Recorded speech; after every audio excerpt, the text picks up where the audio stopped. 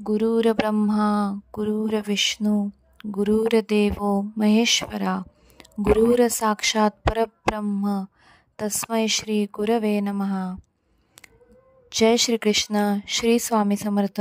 सर्वांना माझा नमस्कार। आज आहे गुरुपौर्णिमा आणि यावर्षी गुरुपौर्णिमा गुरुवारी असल्यामुळे यंदाच्या गुरुपौर्णिमेला विशेष महत्त्व आहे, कारण आपण गुरुवारी गुरूंची विशेष करून पूजा करतो। गुरु म्हणजे अज्ञानाचा अंधकाराचा नाहीसा करून ज्ञानाच्या प्रकाशाच्या वाटेकडे घेऊन जाणारी पूजनीय व्यक्ती। तर आज आपण गुरुपौर्णिमेनिमित्त स्वामींची पूजा करणार आहोत। श्री स्वामी समर्थ हे दत्तगुरूंचे अवतार आहेत। स्वामींना अनेक जण मनापासून गुरु मानतात। स्वामींनी अनेक शिष्य घडवले। जो स्वामींवर मनापासून विश्वास ठेवतो त्याला स्वामी नक्कीच प्रचिती देतात। आणि जसं स्वामींचं वाक्य आहे की भिऊ नकोस, मी तुझ्या पाठीशी आहे, तसंच जर आपण स्वामींवर विश्वास ठेवला तर खरंच स्वामी पाठीशी उभे राहतात आणि आपल्यावर येणारी संकटं दूर करतात। चला तर मग पूजेला सुरुवात करूया। गुरुपौर्णिमा म्हणजे ज्ञान, कृतज्ञता आणि आध्यात्मिकतेचा उत्सव। गुरुपौर्णिमा हा हिंदू धर्मातील एक अत्यंत पवित्र आणि महत्त्वाचा सण आहे, जो आषाढ महिन्यातील शुक्ल पक्षातील पौर्णिमेला साजरा केला जातो। या दिवशी गुरूंचे पूजन करून त्यांच्याप्रती आदर आणि कृतज्ञता व्यक्त केली जाते। आषाढ पौर्णिमेला म्हणजेच गुरुपौर्णिमेला व्यास पौर्णिमा असेही म्हणतात, कारण याच दिवशी वेदव्यासजींचा जन्म झाला होता। महर्षी कृष्णद्वैपायन वेदव्यास यांनी भागवत महापुराणासह 18 पुराणे लिहिली आहेत। ते महाभारत ग्रंथाचे लेखक देखील आहेत। वेदव्यासजींना देवाचा अवतार देखील मानले जाते। आषाढ महिन्याच्या शुक्ल पक्षातील पौर्णिमेला गुरुपौर्णिमा साजरी केली जाते। महर्षी व्यासांचा जन्म आषाढ पौर्णिमेच्या दिवशी झाला। व्यासजी हे पराशर ऋषींचे पुत्र आणि महर्षी वशिष्ठ यांचे नातू होते। व्यासजींना सर्व गुरूंचे गुरु मानले जाते। म्हणूनच आषाढ शुक्ल पौर्णिमेला सर्व शिष्य त्यांच्या गुरूंची एक विशेष पद्धतीने पूजा करतात। ही गुरुपूजा जगप्रसिद्ध आहे। याला व्यासपूजेचा उत्सव देखील म्हणतात।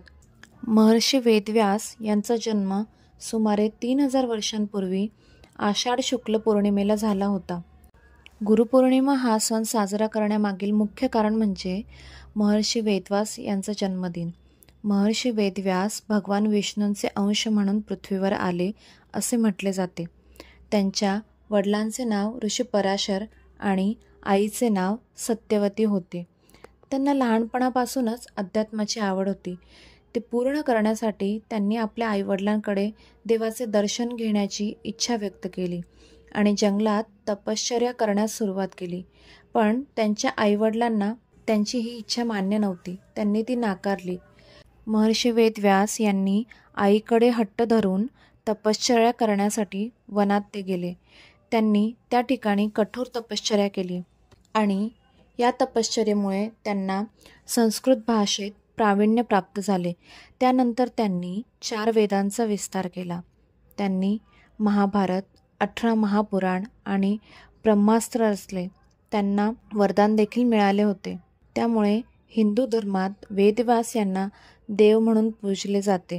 आजही वेदांचे ज्ञान घेण्यापूर्वी महर्षी वेदव्यास यांचे नाव प्रथम घेतले जाते। आपल्या आयुष्यातील गुरूंना वंदन करण्यासाठी हा दिवस साजरा केला जातो।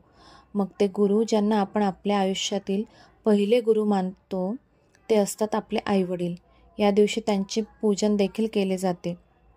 तसेच शाळेतील शिक्षक आणि आपल्या आयुष्यातील अनेक ठिकाणी मार्ग दाखवणाऱ्या, चांगल्या गोष्टी शिकवणाऱ्या प्रत्येक व्यक्तीला या दिवशी धन्यवाद दिला जातो। तसंच आपणही आपल्या आयुष्यात चांगला मार्ग दाखवणाऱ्या, आपल्याला चांगल्या गोष्टी शिकवणाऱ्या लोकांकडून नेहमी चांगलं शिकत राहिलं पाहिजे। त्यांना गुरूंच्या जागी मानून त्यांचा सन्मान केला पाहिजे।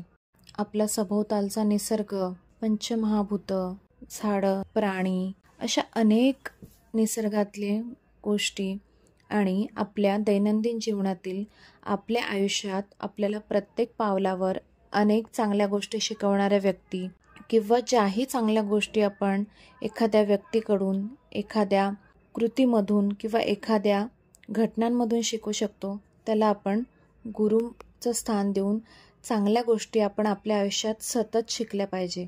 त्यामुळे आपली प्रगती ही निश्चितच चांगली होते आणि आपल्याला सदैव दुसऱ्यांविषयी, निसर्गाविषयी आदर निर्माण होतो. तर हा होता आजचा गुरुपौर्णिमा विशेष व्हिडिओ.